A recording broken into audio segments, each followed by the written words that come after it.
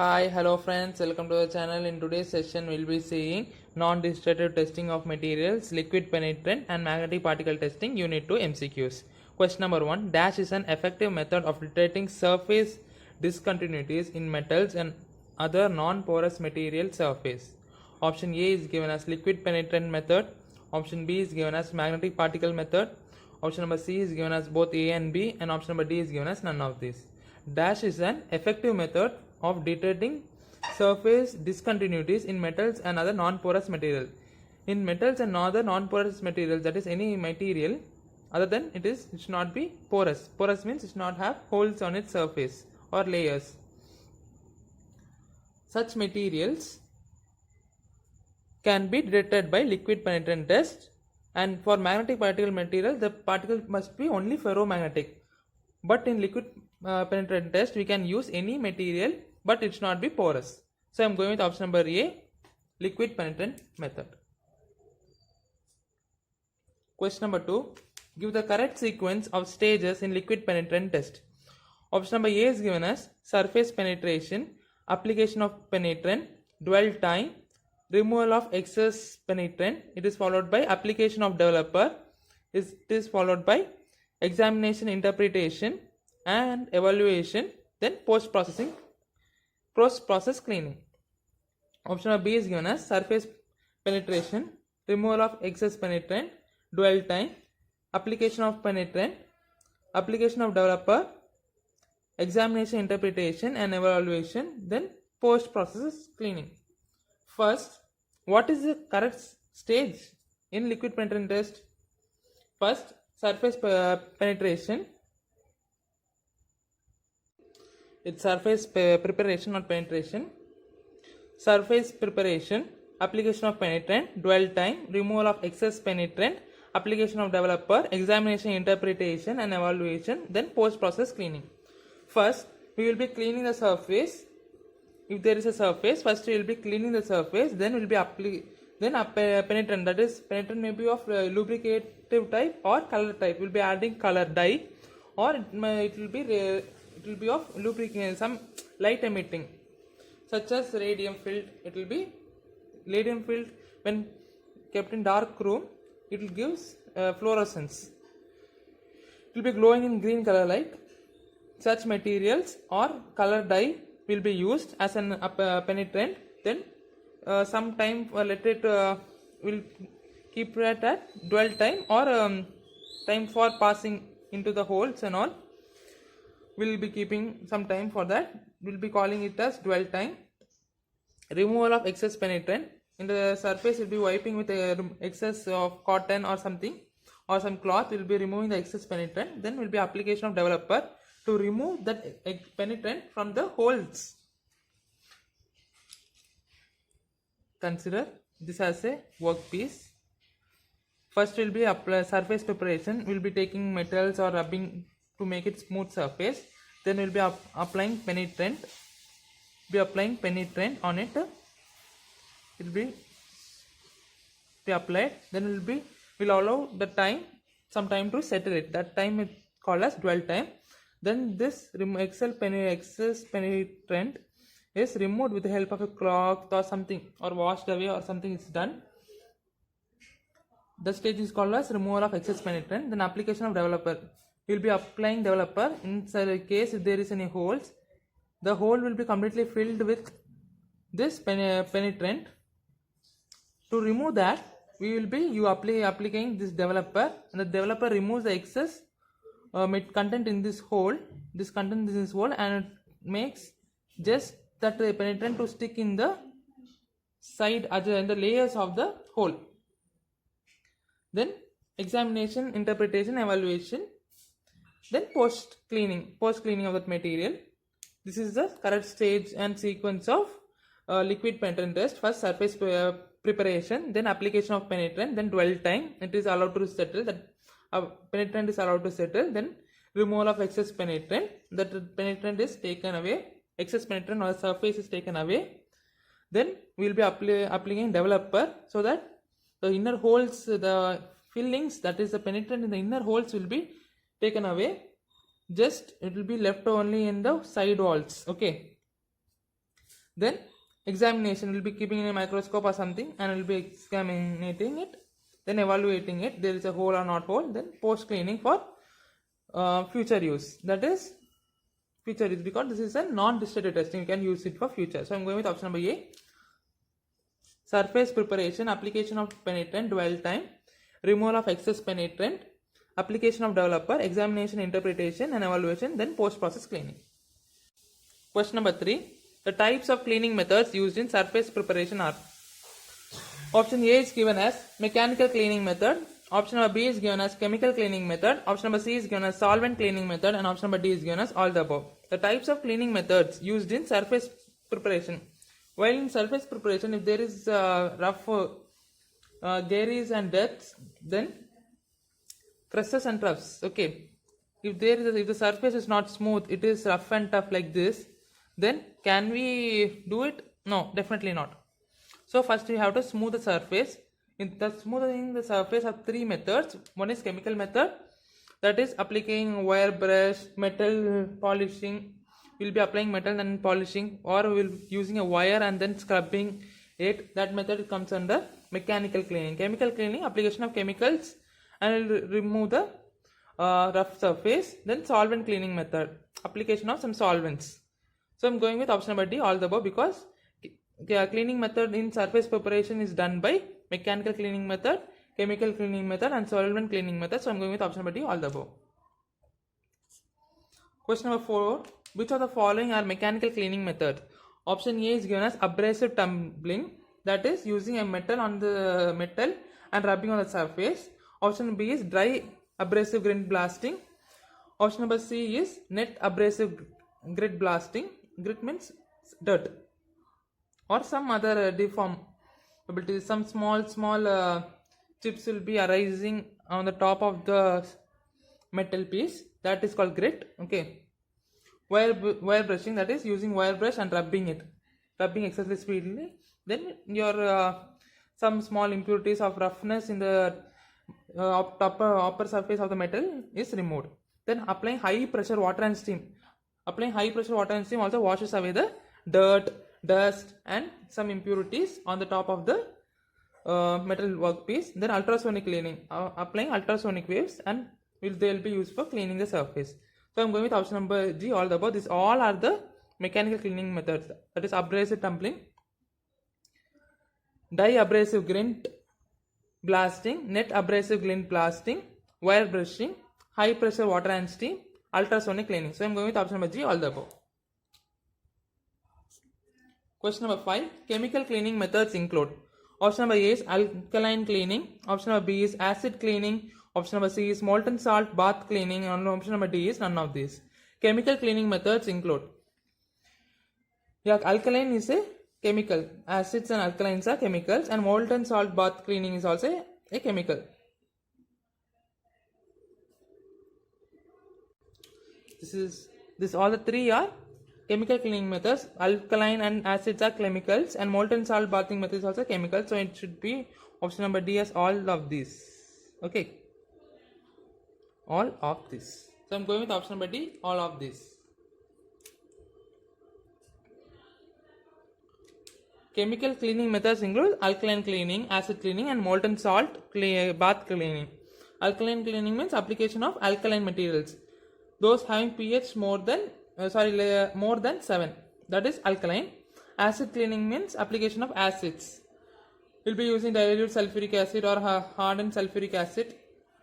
We'll be using HCl, hydrochloric acid. Some acids will be using and we'll be cleaning it. Option number C was molten salt bath method. Liquid molten salt will be used. Salt bath is used for cleaning. So that all the 3, that is alkaline cleaning, acid cleaning and molten salt bath cleaning, all the 3 comes in the chemical cleaning method. So I'm going with option number D, all of these. Question number 6. Solvent cleaning methods includes: option number A is given as vapor degreasing. Option number B is solvent wiping. Option number C is wire brushing. Option number D is given as both A and B. Wire brushing comes under mechanical cleaning method. Vapor degreasing and using vapor, and solvent wiping using a solvent will be some solvents. There will be some specific solvents for cleaning, such as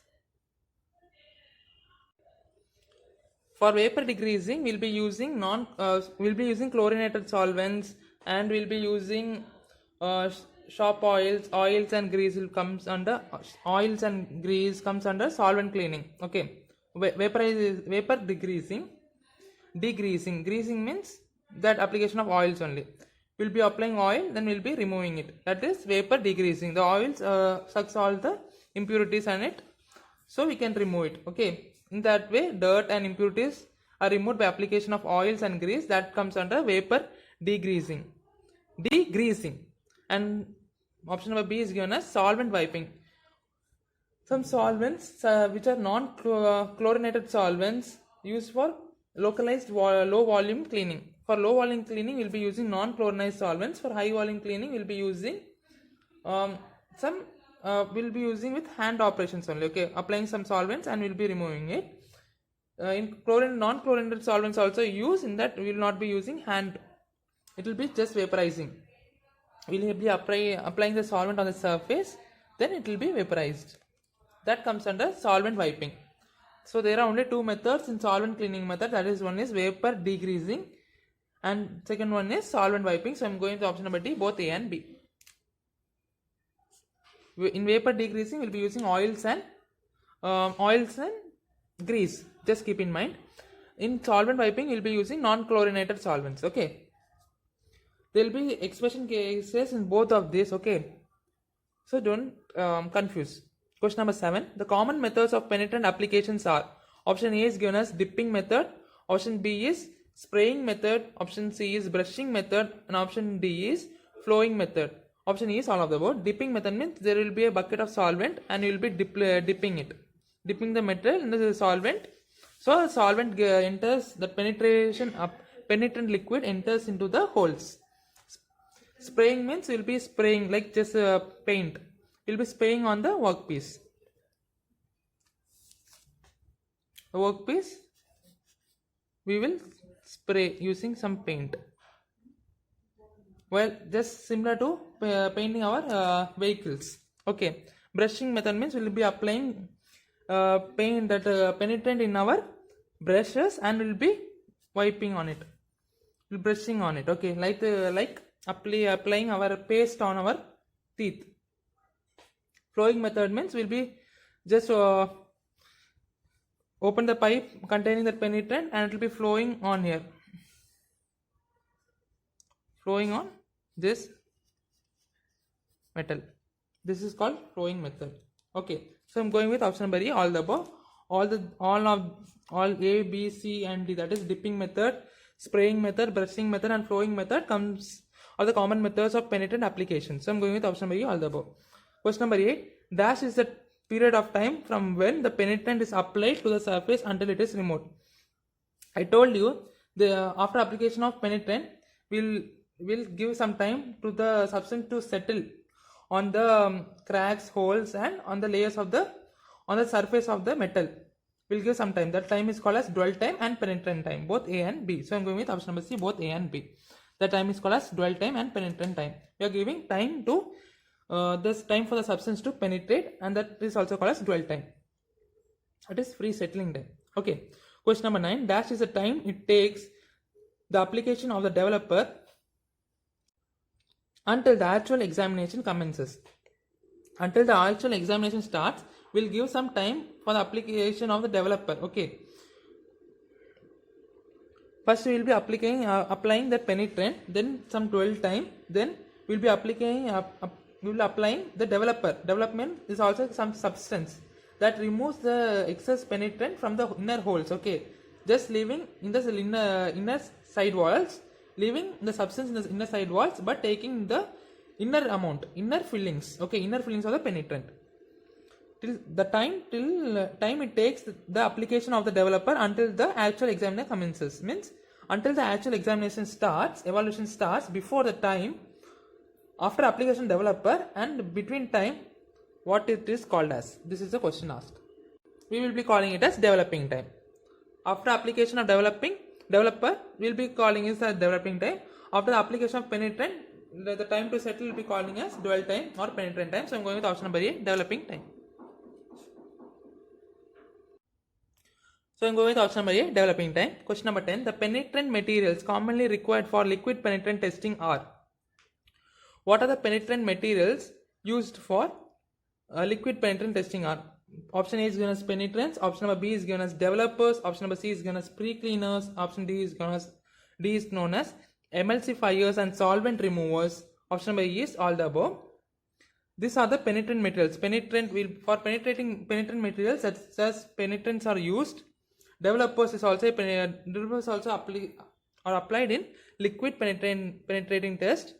Cleaners, pre-cleaners, for cleaning purpose also will be applying some solutions. Emulsifiers means soap like content. Soap like contents also, and other solvent removers is also applied for removing excess solvent and emulsifiers. So I'm going with option number E, all the above. All the penetrants, developers, pre-cleaners, emulsifiers and solvent removers all are applied. So I'm going with option number E, all the above. Question number 11. Penetrant is a liquid capable of wetting the entire surface and being drawn into fine openings. Yeah, penetrant is liquid capable of wetting the entire surface. It is wetting the entire surface of the workpiece or the instrument to be examined and being drawn into fine openings. Yeah, if there is a opening, it will go into it. If there is no opening, they won't go into it. Okay, so I'm going with option number A, true. This is a definition of penetrant. Penetrant is a liquid capable of wetting the entire surface and being drawn into fine openings. Question number 12. The basic types of penetrants are. Option number A is given as fluorescent penetrants. Option number B is given as visible penetrants. Option number C is given as both A and B, and option number D is given as none of these. The basic types of penetrants are fluorescent penetrants and visible penetrants. Fluorescent penetrants means glows in dark or give some light. Okay, that is called fluorescent penetrants. Example, radiums. Okay. Option number B is visible penetrants. We'll be adding some dye in it. Dye means color.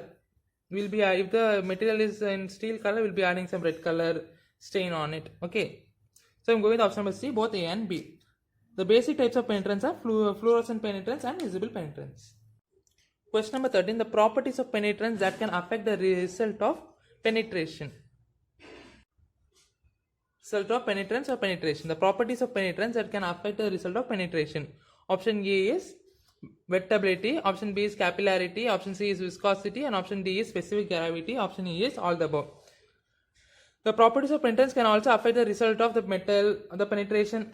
Both its properties and the metal's properties also can be changed. The penetrance properties also can be changed. The properties of penetrant, which penetrant you are going to apply, also determines the property of the material, property of the result of penetration, which penetration, how much amount of penetration, it also depends on the properties of penetrance. What are the properties that change, that material's properties change due to these properties of penetrance are. Option number A is given as wettability. Option number B is capillarity. Option number C is viscosity, and option number D is specific gravity. These properties of the materials is changed due to the properties of penetrance. So I'm going with option number E, all the above. Question number 14.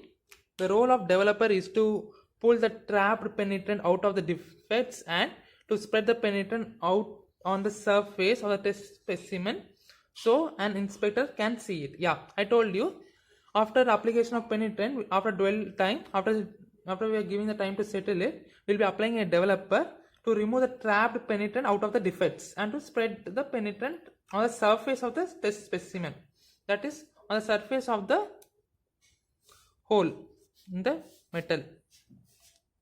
It will remove the excess amount from here and it will be settling on the surface only. Okay, that one, there is some here and it will be going here and it will come here and it will be going here. This one only. This is the role of the developer. The role of the developer is to pull the trapped penetrant from here. It will be pulling all the trapped penetrants out of the defect and to spread the penetrant on the surface of the test specimen. So inspector means the person who is checking the whole process can see it. So I am going with option number A, true, because this is true. The role, what is the role of developer? The role of developer is to pull the entrapped penetrant out of the defects and to spread the penetrant on the surface of the specimen. So the inspector can see it while he is inspecting on a microscope or a visible naked eye. Question number 15. The types of developers used in liquid penetrant testing are a dry powder developers. Option number A is dry powder developers. Option number B is water soluble developers. Option number C is water suspended developers. And option D is non-aqueous developers. Option number E is all the above. What are types of developers used in liquid penetrant test? We'll be using a dry powders. We'll also be using water solvent developers. We'll be adding developer and it can be removed using water. Water suspended developers means it is not removed by water. And non-aqueous developer, non-aqueous developer means aqueous means water. Okay, the developers which without water content in it, that is no H2O molecule in it, are also used. So I'm going with option number E, all the above. These are the types of developers used. Okay, dry powder developers, water soluble developers, water suspended developers, non-aqueous developers, and these four are the types of developers used in liquid penetrant testing. So I'm going with option number E, all the above. Thank you guys, thanks for watching. If you like this video, please like it, share your thoughts in the comment box, and subscribe to the channel if you are new to the channel, and share with your friends. Thanks for watching guys, bye.